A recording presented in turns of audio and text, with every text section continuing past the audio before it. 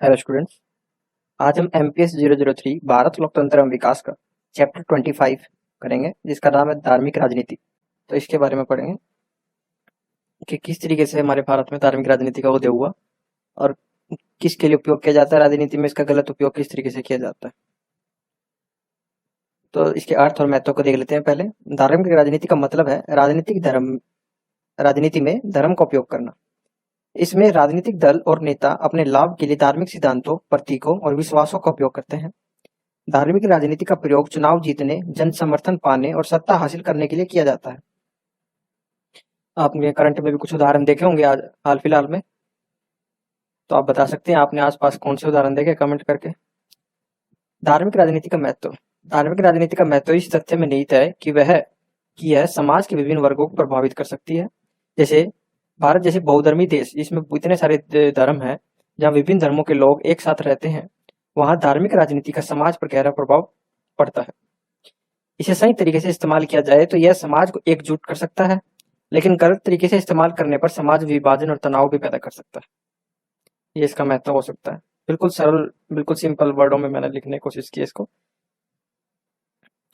इसके कुछ उदाहरण देख लेते हैं, जो कुछ फैक्ट्स है, घटनाएं जो पहले घट चुकी हैं।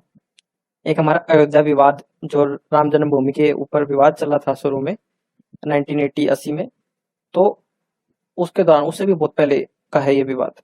ये एक प्रमुख उदाहरण है जहां धार्मिक राजनीति ने व्यापक सांप्रदायिक तनाव पैदा किया था। राम जन्मभूमि, जहां पर बाबरी मस्जिद बनी हुई थी अयोध्या में, विवाद ने भारत की राजनीति में महत्वपूर्ण भूमिका निभाई। ये भारत की जो धार्मिक राजनीति है उसमें बहुत ही महत्वपूर्ण भूमिका निभाई थी इसने। विभिन्न राजनीतिक दलों ने इसे अपने लाभ के लिए उपयोग किया।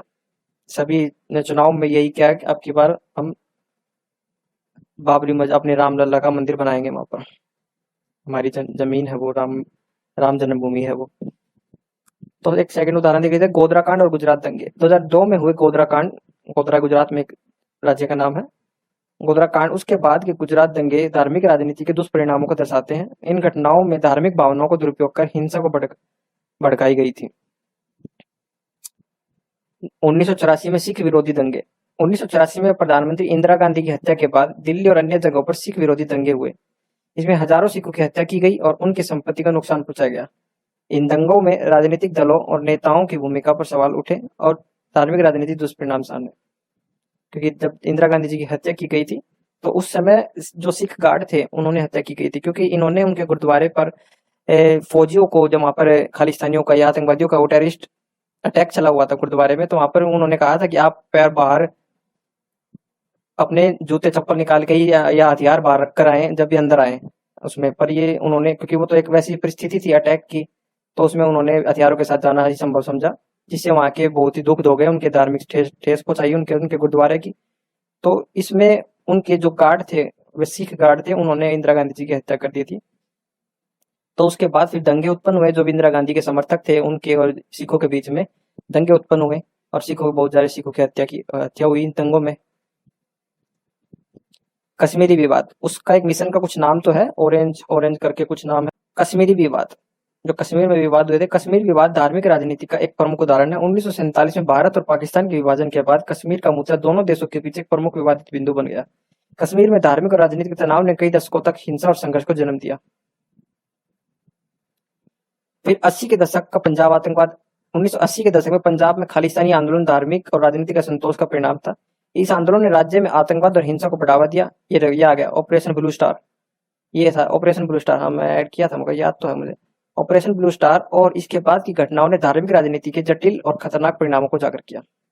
धार्मिक राजनीति का विकास भारत में किस प्रकार।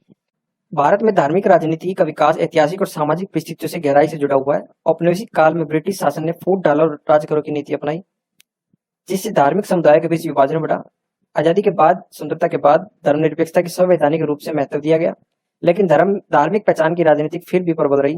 विभिन्न राजनीतिक दलों ने समय समय पर धार्मिक भावनाओं को दोबारा बुनने का प्रयास किया, जिससे धार्मिक राजनीति की जड़ें और गहरी होती गई। 18वीं शताब्दी में भारत के इतिहास में एक महत्वपूर्ण मोड़ था। मुगल साम्राज्य के पतन और ब्रिटिश ईस्ट इंडिया कंपनी के उदय के साथ सामाजिक, राजनीतिक, धार्मिक परिदृश्य में गहन परिवर्तन हुए। इन परिवर्तनों ने धार्मिक राजनीति के विकास को भी प्रभावित किया, जिसने आधुनिक भारत में राजनीतिक ढांचे को आकार देने में महत्वपूर्ण भूमिका निभाई। क्योंकि मुगल पतन हुआ और ब्रिटिश शासन आया। ब्रिटिश शासन में जो वेस्टर्न विचारधारा थी, वेस्टर्न थॉट्स थे, वो कुछ हद तक कुछ लोगों को, भारतीय लोगों को प्रभावित किया, क्योंकि ये सोच अच्छी है, ये जागरूकता फैला रही है, ये स्वतंत्र कर रही है। और कई जो कुरीतियां थी भारत की संस्कृति में, उनको दूर करने का प्रयास था उनको। उन्होंने भारतीय लोगों में ये थॉट्स डाले कि आपकी जो कुरीतियां हैं ये बेकार हैं, आप जो कर रहे हैं ये गलत है। ये बोध कराने की कोशिश की उन्होंने, क्योंकि उनको अटपटा लगा ये देख कर कि ये क्या कर रहे हैं यहाँ पर। जैसे कि कुछ है सांप्रदायिक विभाजन वृद्धि। मुगल साम्राज्य के कमजोर होने के साथ विभिन्न धार्मिक समुदायों के बीच राजनीतिक शक्ति के लिए संघर्ष तेज हो गया। हिंदू, मुस्लिम और सिख समुदाय के बीच बढ़ते तनाव ने सामाजिक विभाजन को जन्म दिया। धार्मिक धार्मिक पुनरुत्थान आंदोलन का उदय। जब धार्मिक पुनरुत्थान, पुनर्जागरण किया गया, 18वीं और 19वीं शताब्दी में भारत में कई धार्मिक पुनरुत्थान आंदोलन उभरे, जैसे कि ब्रह्म समाज, आर्य समाज। इन आंदोलनों ने सामाजिक सुधारों और धार्मिक रीति रिवाजों में सुधार पर जोर दिया, जिसका राजनीतिक परिदृश्य पर गहरा प्रभाव पड़ा। औपनिवेशिक शासन का प्रभाव। ब्रिटिश ईस्ट इंडिया कंपनी ने फूट डालो और शासन करो की नीति के माध्यम से धार्मिक समुदायों के बीच विभाजन को बढ़ावा दिया, क्योंकि जो ये आंदोलन हुए थे, इनसे दोबारा से एकजुटता बनती गई, थोड़े से सामाजिक सुधार होने लगे। और इन समाजों के द्वारा ब्रह्म समाज और आर्य समाज, राम मनोहर या राजा राम मोहन राय, विवेकानंद जी, इन्होंने कई सुधार किए, क्योंकि वेस्टर्न विचारधारा हावी होती जा रही थी भारत पे। तो इन्होंने सोचा कि दोबारा हमें वेदों का ज्ञान और बच्चों को पढ़ाई करनी देनी चाहिए और इनको जागरूकता फैलानी चाहिए अपने ग्रंथों की। तो इसने जिस जो फूट डालो शासन करो की नीति ने जो विभाजन किया, इसने अल्पसंख्यक तुष्टिकरण की नीति भी अपनाई। जो अल्पसंख्यक लोग थे उनके दिमागों में इन्होंने अफवाहें फैलाई कि इस तरीके से तुम्हारा हाशिए पर रखा जाएगा हिंदुओं द्वारा, बहुसंख्यकों द्वारा अपनाई गई, जिसके परिणाम स्वरूप सांप्रदायिक तनाव और राजनीतिक गतिरोध पैदा हुए। मुस्लिम लीग का निर्माण किया गया अल्पसंख्यकों द्वारा। तो देख लेते हैं 19वीं और 20वीं शताब्दी में धार्मिक राजनीति का विकास। राष्ट्रीय आंदोलनों ने धर्म की भूमिका। भारत के स्वतंत्र संग्राम में धर्म ने एक महत्वपूर्ण भूमिका निभाई। महात्मा गांधी ने अहिंसा और धार्मिक सहिष्णुता के सिद्धांतों पर आधारित एक राष्ट्रवादी आंदोलन का नेतृत्व किया। धर्मनिरपेक्षता का उदय। आजादी के बाद भारत ने धर्मनिरपेक्षता को अपनाया, जिसका अर्थ है कि राज्य किसी भी धर्म का पक्ष नहीं लेगा। यह संविधान में निहित एक मौलिक सिद्धांत है। राज्य, यह पूरा देश, धर्म सभी धर्मों को समान अधिकार देगा, समान पक्ष रखेगा सबका, कोई भेदभाव नहीं करेगा किसी के साथ। सांप्रदायिक हिंसा और राजनीतिक दलों का उदय। धार्मिक आधार पर राजनीतिक दलों का उदय होने लगा, जिन्होंने धार्मिक समुदाय के हितों का प्रतिनिधित्व करने का दावा किया। इन दलों ने अक्सर सांप्रदायिक तनाव को बढ़ावा दिया और हिंसा को भड़काई। बाबरी मस्जिद विध्वंस और हिंदुत्व का उदय। 1992 में बाबरी मस्जिद के विध्वंस ने भारत में धार्मिक राजनीति का नया मोड़ दिया। 1992 में विध्वंस हुआ था, पर उससे पहले ही बहुत चलती आ रही थी इस पे घटनाएं, 1980 से मोड़ दिया। इस घटना ने हिंदुत्व का विचारधारा को मजबूत किया, जो हिंदू राष्ट्रवाद पर आधारित है। अब देख लेते हैं हिंदू पुनर्जागरणवाद। जब वेस्टर्न कल्चर हावी हो रहा था, थोड़ा उनकी विचारधारा फैल रही थी भारत में, तो जब हमें हिंदू पुनर्जागरणवाद करने का सोचा कि दोबारा से हमारे जो ग्रंथ है उनको दोबारा से जागरूकता फैलाई जाए, उनकी संस्कृतियों की जागरूकता फैलाई जाए, उनका मान्यता देनी चाहिए ज्यादा। हिंदू पुनर्जागरणवाद एक ऐसा आंदोलन है जिसका उद्देश्य हिंदू धर्म और संस्कृति का पुनरुत्थान करना था। इस आंदोलन की जड़ें 19वीं सदी में पड़ी, जब समाज सुधारकों ने हिंदू धर्म को आधुनिकता के साथ संगत बनाने का प्रयास किया। स्वतंत्रता के बाद यह आंदोलन राजनीतिक रंग भी ले चुके थे और हिंदू राष्ट्रवाद के रूप में उभरा। हिंदू पुनर्जागरणवाद ने भारतीय राजनीति में महत्वपूर्ण भूमिका निभाई, विशेषकर भारतीय जनता पार्टी बीजेपी के उदय के साथ। 19वीं शताब्दी में भारत में सामाजिक और राजनीतिक उथल पुथल का दौर। ब्रिटिश शासन के अधीन भारतीय समाज में अनेक समस्याओं से जूझ रहा था, जैसे सामाजिक कुरीतियां, धार्मिक कट्टरपंथ और पश्चिमी विचारों का प्रभाव। इन परिस्थितियों में हिंदू पुनर्जागरणवाद नामक एक धार्मिक राजनीतिक आंदोलन उभरा। इसका उद्देश्य क्या था? हिंदू पुनर्जागरणवाद का मुख्य उद्देश्य हिंदू धर्म और संस्कृति का पुनर्जीवित करना। इस आंदोलन के समर्थनों का मानना था कि ब्रिटिश शासन और पश्चिमीकरण ने हिंदू समाज को कमजोर कर दिया है और इसे पुनर्जीवित करने के लिए धार्मिक और सामाजिक सुधारों की आवश्यकता है। राजा राम मोहन राय। 19वीं शताब्दी के शुरुआती दौर में राजा राम मोहन राय ने ब्राह्मण समाज की स्थापना की। ब्राह्मण समाज एक एकेश्वरवादी धार्मिक आंदोलन था, जिसने सामाजिक कुरीतियों जैसी सती प्रथा का विरोध किया। सती प्रथा का आपको पता ही होगा, जिसमें जो विधवा होती थी, जिनके हस्बैंड से युद्ध में मर जाते थे, तो उनको सुसाइड करवानी पड़ती थी, उनको अग्नि में दे कर दिया जाता था, इसे सती प्रथा कहते थे। तो इनको अंग्रेजों ने भी आके इसका विरोध किया था कि सती प्रथा ये कैसी प्रथा है, इसे ऐसा थोड़ा होना चाहिए।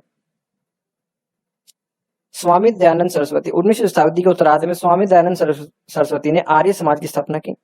आर्य समाज ने वेदों को ज्ञान का स्रोत माना और मूर्ति पूजा और अंधविश्वासों का विरोध किया।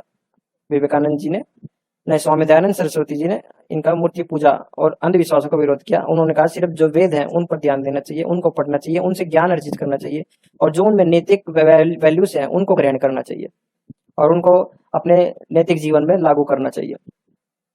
विवेकानंद जी, स्वामी विवेकानंद रामकृष्ण मिशन के संस्थापक थे, ने हिंदू धर्म के सार्वभौमिक मूल्य पर जोर दिया और पश्चिमी विचारों और विज्ञान को स्वीकार करने का आह्वान किया। इन्होंने पश्चिमी विचारों और विज्ञान साइंटिस्ट यानी तकनीकी विज्ञान को स्वीकार करने, उनका समन्वय करने की कोशिश किया कि इन दोनों को हम एक साथ लेकर भी चल सकते हैं। सरदार वल्लभ भाई पटेल, भारत के पहले उप प्रधानमंत्री, ने एक हिंदू राष्ट्र की स्थापना का समर्थन किया। उनका मानना था कि भारत एक ऐसा देश होना चाहिए जिसमें हिंदू धर्म और संस्कृति सर्वोपरि हो। हिंदू राष्ट्रवाद, हिंदू पुनर्जागरणवाद ने हिंदू राष्ट्रवाद के विचार को जन्म दिया। हिंदू राष्ट्रवाद एक राजनीतिक विचारधारा है जो एक ऐसे भारत की कल्पना करती है जिसमें हिंदू धर्म और संस्कृति सर्वोपरि हो।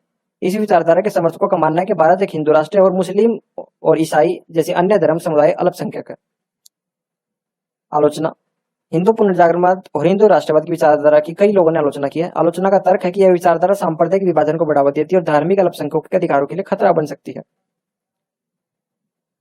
अब एक इस्लामी आंदोलन देख लेते हैं, क्योंकि हमने हिंदुत्व को तो देख लिया उदाहरण सारे, अब इस्लामी आंदोलन ये भी तो कुछ कर रहे होंगे उस समय। 20वीं सदी के पूर्वार्ध में भारत में मुस्लिम समुदाय एक जटिल राजनीतिक और सामाजिक वातावरण का सामना कर रहा था।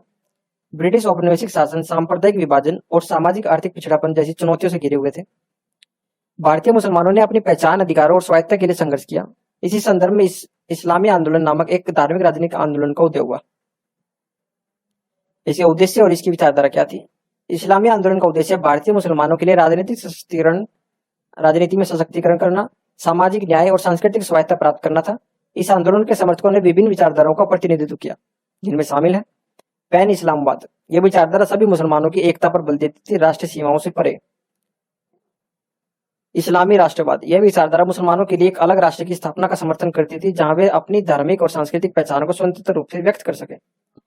आधुनिकतावाद, यह विचारधारा शिक्षा, सामाजिक सुधार और पश्चिमी ज्ञान के आत्मसत्ता पर बल देती थी।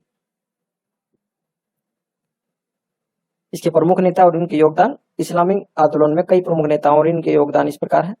सर सैयद अहमद खान, अलीगढ़ मुस्लिम यूनिवर्सिटी के संस्थापक सर सैयद ने शिक्षा और सामाजिक सुधार पर जोर दिया।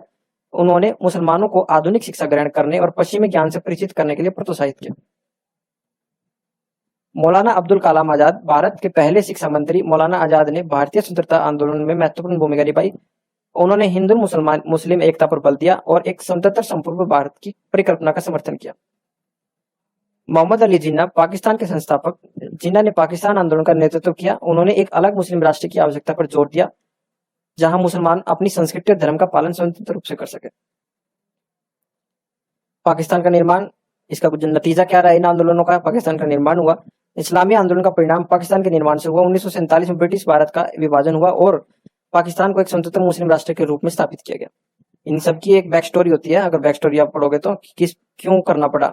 यह विभाजन भारत में सामाजिक और राजनीतिक उथल पुथल का दौर लेकर आया और लाखों लोगों का विस्थापन हुआ। लाखों लोग को उस देश में जाना पड़ा और बहुत ही दंगे हुए इस समय। आलोचनाएं और जटिलताएं, इस्लामी आंदोलन और पाकिस्तानी के निर्माण की आलोचना भी हुई। आलोचनाओं का तर्क है कि यह विभाजन भारत को कमजोर कर देगा, हिंदू मुस्लिम संबंधों को नुकसान पहुंचाएगा। इसके अतिरिक्त इस्लामी आंदोलन के भीतर विभिन्न विचारधाराओं और गुटों के बीच मतभेद और टकराव भी है। धार्मिक राजनीति के एवं परिप्रेक्ष्य, अब धार्मिक राजनीति का निचोड़ देख लेते हैं क्या है। भारतीय उपमहाद्वीप में धार्मिक राजनीति सदियों से एक जटिल और विवादास्पद विषय रहा है। ये विभिन्न धार्मिक समुदायों के बीच शक्ति, संसाधन और सांस्कृतिक पहचान के लिए संघर्ष से जुड़ा हुआ है। औपनिवेशिक युग में धर्म अक्सर राष्ट्रवादी आंदोलन का एक प्रेरक कारक था। स्वतंत्रता के बाद धार्मिक अल्पसंख्यकों के अधिकारों की रक्षा और धर्मनिरपेक्षता बनाए रखने जैसे मुद्दे भारतीय राजनीति में केंद्रीय रहे हैं।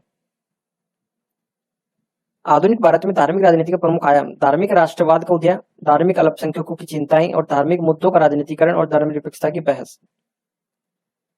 अब राष्ट्रवाद का उदय 20वीं शताब्दी के उत्तरार्ध में हिंदुत्व विचारधारा, जो एक हिंदू राष्ट्र की अवधारणा का समर्थन करती थी, भारतीय राजनीति में एक प्रमुख शक्ति बन गई। इसने सांप्रदायिक तनाव और धार्मिक अल्पसंख्यकों के खिलाफ भेदभाव को जन्म दिया। धार्मिक अल्पसंख्यकों की चिंताएं, मुसलमान, सिख, ईसाई और अन्य धार्मिक अल्पसंख्यक समुदायों को अक्सर हाशिए पर जाने का शिकार होने का डर रहता था। वे अपनी धार्मिक स्वतंत्रता, सांस्कृतिक पहचान और सुरक्षा के लिए चिंतित रहते थे। धार्मिक मुद्दों का राजनीतिकरण, राजनीतिक दल अक्सर चुनावी लाभ के लिए धार्मिक भावनाओं को भड़काते हैं और धार्मिक मुद्दों को राजनीतिकरण करते हैं। इससे सामाजिक विभाजन, हिंसा और लोकतांत्रिक मूल्यों का क्षरण हो सकता है। एक धर्मनिरपेक्षता की बहस। भारत की धर्मनिरपेक्षता की व्याख्या और कार्यान्वयन को लेकर बहस जारी है। कुछ लोग एक मजबूत धर्मनिरपेक्ष राज्य का समर्थन करते हैं जो सभी धर्मों के प्रति समान दूरी बनाए रखता है, जबकि अन्य एक सांप्रदायिक धर्मनिरपेक्षता का समर्थन करते हैं जो धार्मिक समुदायों को अपनी सांस्कृतिक पहचान बनाए रखने की अनुमति देता है। अब देखिए धार्मिक राजनीति के संभावित खतरे क्या है, और फिर उसके कुछ सकारात्मक पॉइंट देख लेते हैं, नकारात्मक में गने जा सकते हैं। सामाजिक विभाजन और ध्रुवीकरण। धार्मिक राजनीति सामाजिक विभाजन और ध्रुवीकरण को बढ़ावा दे सकती है, जिससे विभिन्न समुदायों के बीच तनाव और संघर्ष पैदा हो सकता है। ठीक है। हिंसा और दंगे। धार्मिक मुद्दों को लेकर हिंसा और दंगे भड़क सकते हैं, जिससे जान माल को नुकसान हो सकता है। क्योंकि एक बहुत ही बारीक सी थीन लाइन होती है इन राजनीति में धार्मिक को यूज करने पे। अगर वो थोड़ा सा भी कहीं उल्लंघन हो जाएगा तो दंगे भड़क सकते हैं। अल्पसंख्यकों का उत्पीड़न। धार्मिक अल्पसंख्यक समुदाय हाशिए पर जाने और उत्पीड़न का शिकार हो सकते हैं, जिससे उनके अधिकारों का हनन होता है। लोकतंत्र के लिए खतरा। धार्मिक राजनीति लोकतंत्र के मूल्यों और संस्थाओं के लिए खतरा पैदा कर सकती है, जैसे कि धर्मनिरपेक्षता, समानता और कानून का शासन। कुछ इसके सकारात्मक पहलू। सामाजिक मुद्दों पर जागरूकता। धार्मिक समूह सामाजिक मुद्दों जैसे कि गरीबी, शिक्षा और स्वास्थ्य सेवा पर ध्यान आकर्षित करने में महत्वपूर्ण भूमिका निभा सकते हैं, पर मुझे नहीं लगता ये पॉइंट दिया हुआ था इसमें आपकी किताब में। सामुदायिक सशक्तिकरण। धार्मिक संगठन हाशिए पर गए समुदायों को सशक्त बनाने और उनके अधिकारों के लिए लड़ने में मदद कर सकता है, ये पॉइंट ठीक है। सांस्कृतिक विविधता का संरक्षण। धार्मिक समूह सांस्कृतिक विविधता और विरासत को संरक्षित करने में महत्वपूर्ण भूमिका निभा सकते हैं। हाँ ठीक है। इस चैप्टर में इतना ही है। इस चैप्टर का आपको नोट्स अच्छे लगे तो लाइक करना, अगर सारी वीडियोस अच्छी लग रही है तो चैनल को सब्सक्राइब करना। Thanks for watching, good bye.